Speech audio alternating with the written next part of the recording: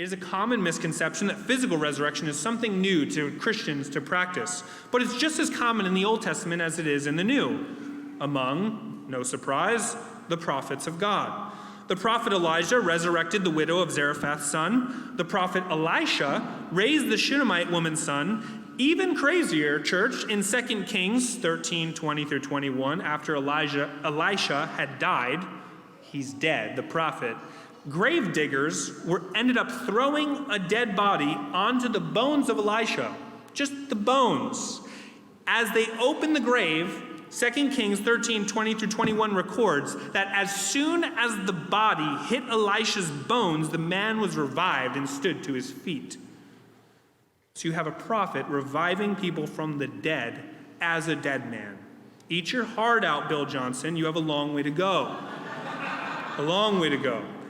Clearly, the amount of faith within Elisha was irrelevant to his ability to resurrect people from the dead because he wasn't even alive. It was just a pile of bones. This is just another example of the very unique, miraculous power given to the prophets of God, as well as we see in the New Testament his apostles.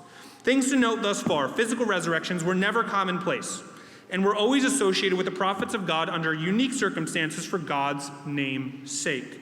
They happened almost just as frequently in the Old Testament as they did in the New.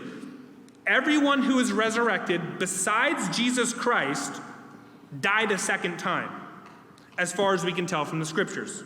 This means that physical resurrection in this life is not nearly as big of a deal as people like to make it out. All right?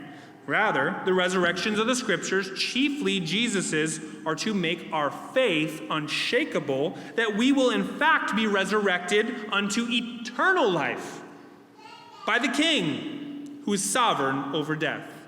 When physical resurrection on the last day is accompanied with our already spiritual resurrection, our new birth, then we will live forever. Jesus' words will be plainly true in what he said to Martha.